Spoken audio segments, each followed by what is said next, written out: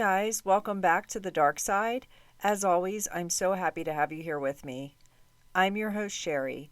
Today we're going way back to talk about a mysterious visitor who showed up to a town in Germany. Many people felt sorry for him when they heard his story, but others weren't so easily convinced that he was really what he was portraying and thinking this guy is just a con man.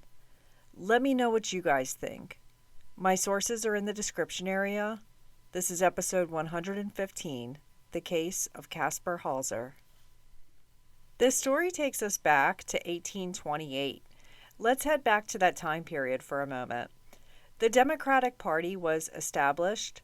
Andrew Jackson was elected President of the United States. Russia declared war on Turkey. Women's fashion in 1828 included tight corset dresses with big puffy sleeves. Also, women wore a lot of fancy hats.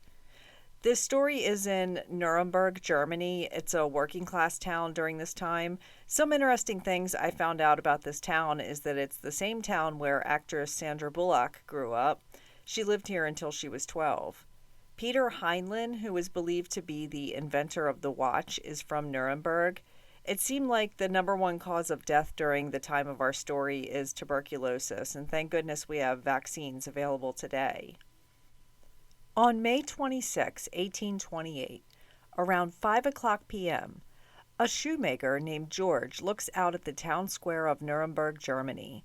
Not many people are out today, but he sees what appears to be a boy kind of shuffling around and looking a bit lost.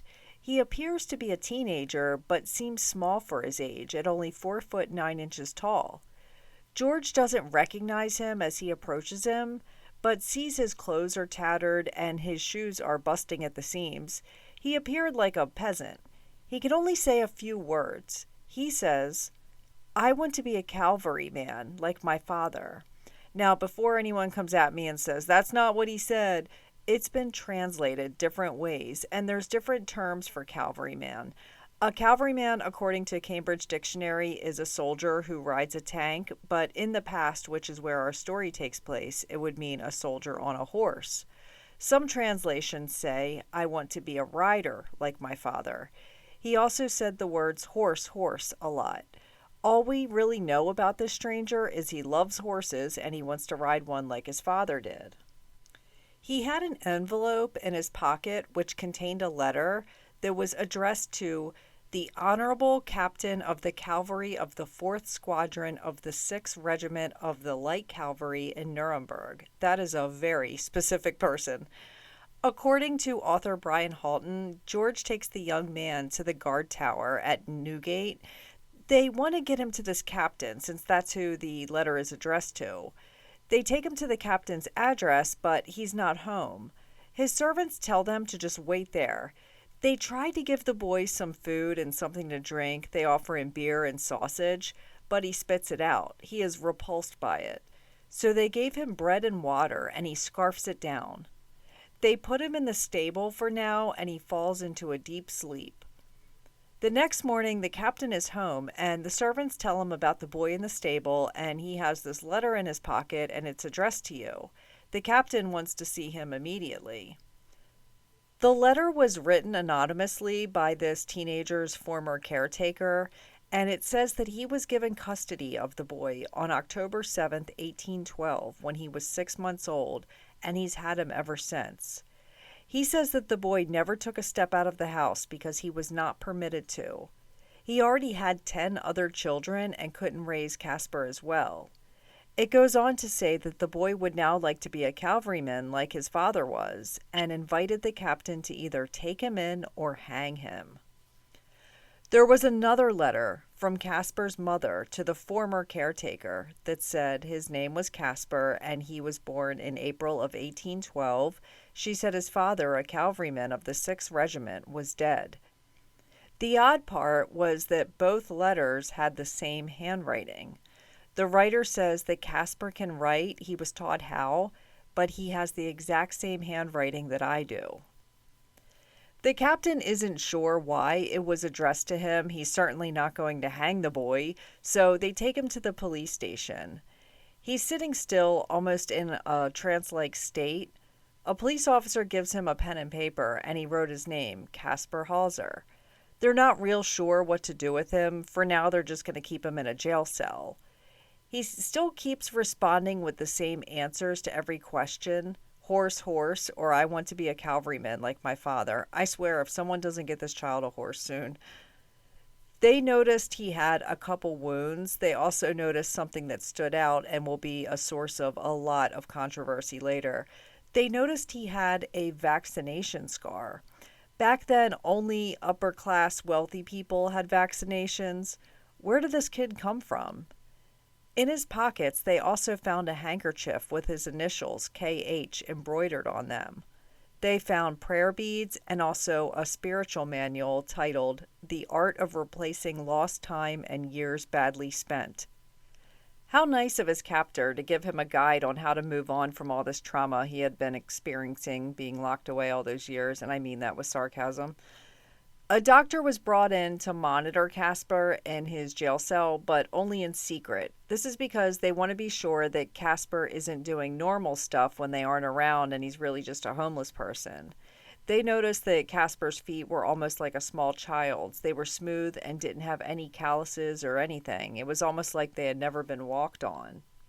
A doctor examined Caspar and found he was not unteachable. They can likely still save him, even though he's 16 and had little to no human interaction. They also noted his knees had a condition which stemmed from not standing. They also noted he could see really well in the dark. All he will eat is bread and water, nothing else. They say Caspar was kind and gentle, but very childlike. They would give him a coin or something to play with, and he cried if they took it away. Finally, one of the jailers got him some wooden horses to play with, and Caspar would play with the horses for hours on end, all alone. He also began drawing and hanging his drawings around the room. According to author Brian Halton, the public learns of Caspar and people are eager to get a glimpse of him in the jail. People assume he's a feral child and want to watch him. Crowds would come near him and observe him like an animal in a zoo. One visitor was a man who is a judge and a criminologist. I guess back then you kind of did both.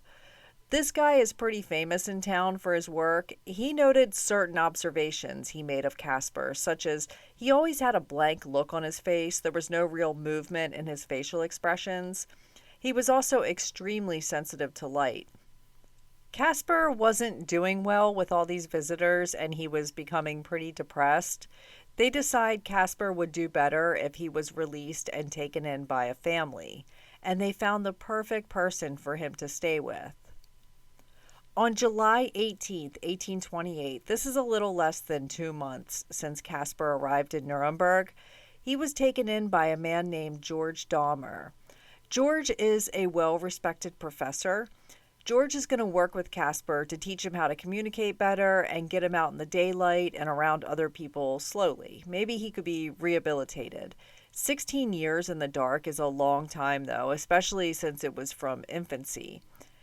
Caspar quickly learned the German language and how to read and write much better than before. He's becoming a typical teenager before too long and is able to express himself.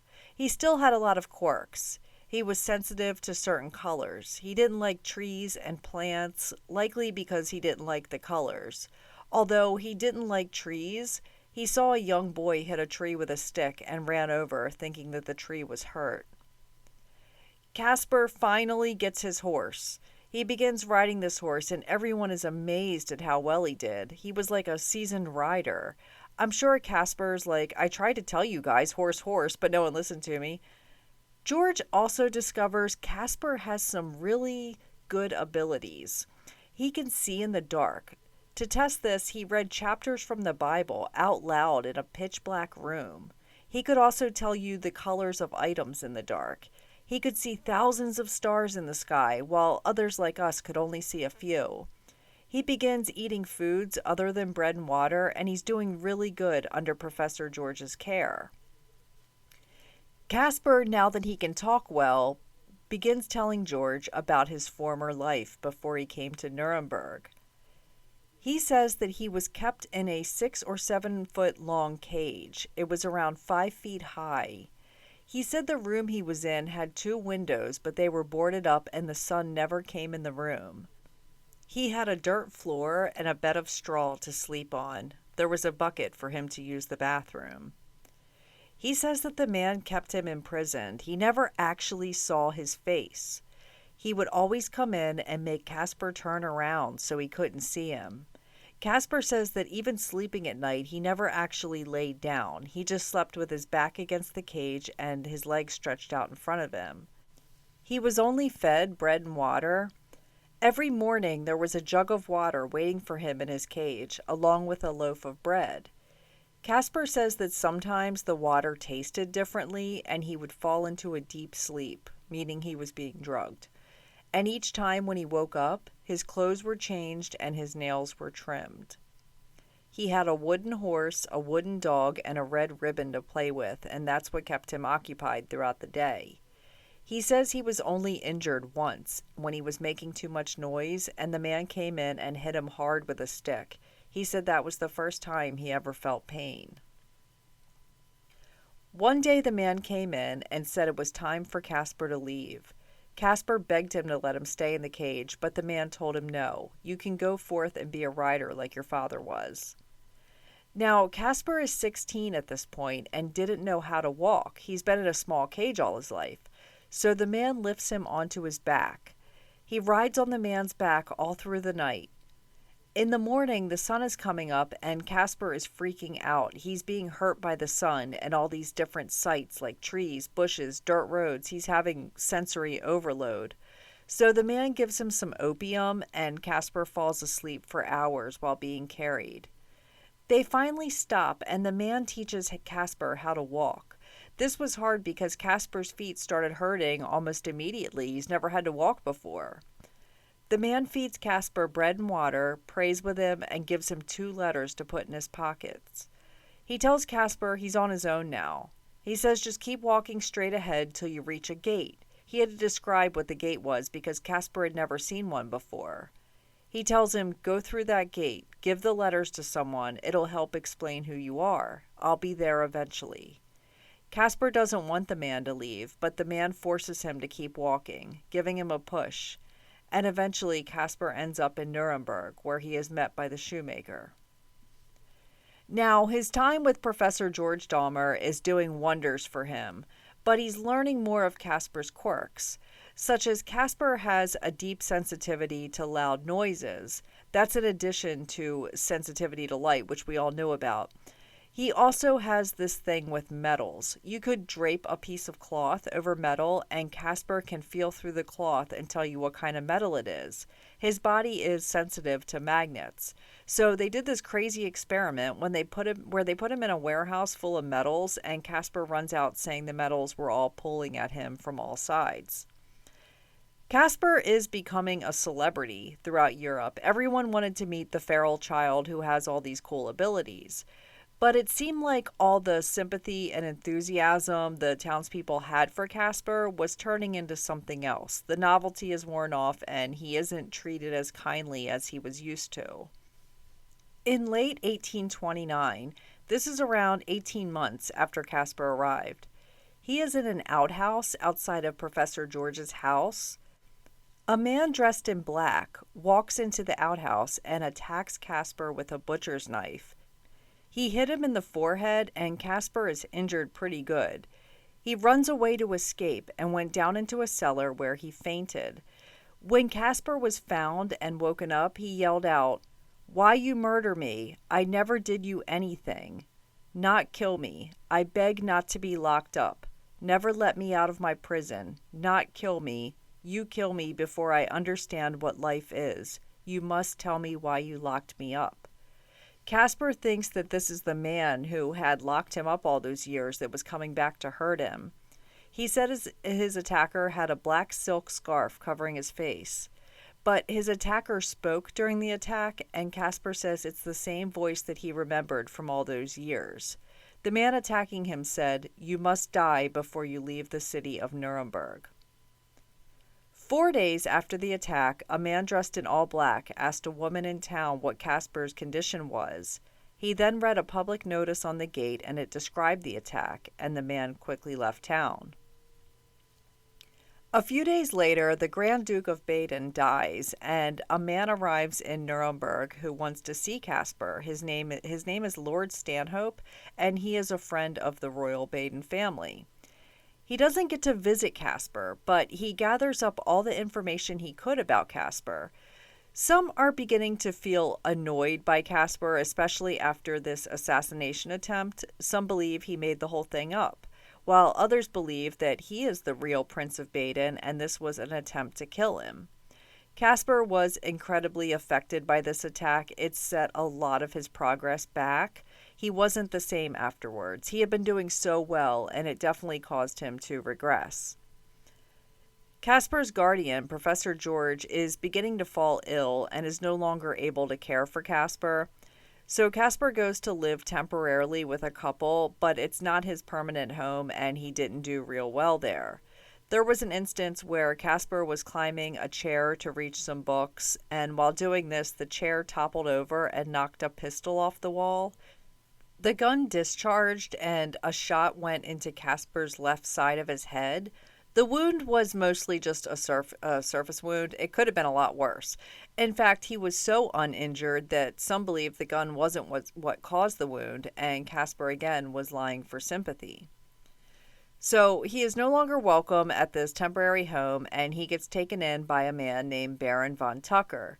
And this man does a lot to help Caspar. He's doing his best to get Caspar back to where he was mentally and physically. Around 1 year later, this is 1830 now, Lord Stanhope returns. This was the friend of the royal family who arrived in Nuremberg a while back and did some investigating of Caspar. Lord Stanhope brings lots of gifts for Caspar and spends a lot of time with him. He brings him a custom tailor-made suit, 2 pairs of boots, a music box, and painting materials. According to author Anna Thane for Regency Explorer, Lord Stanhope ends up taking Caspar himself. He becomes his legal guardian, even though Caspar is around 20 years old at this point. He moves him to another city in Germany and puts him under the care of a school principal. Lord Stanhope returns to England, but writes Caspar letters often and continues to send the principal money to care for him. Eventually, the letters he was sending Caspar become less and less friendly. Lord Stanhope told others he believed Caspar was a fraud. I think what was happening was that Lord Stanhope at first believed Caspar was potentially a royal heir who was switched at birth. Caspar could have possibly been the crown prince of Baden. So back then, 1 in every 3 babies died during infancy. The Prince of Baden was born September 29, 1812, and died October 12, 1812. If you remember, the man who was given Caspar and kept him locked in the cage stated in his letter that he was given Caspar in October 1812.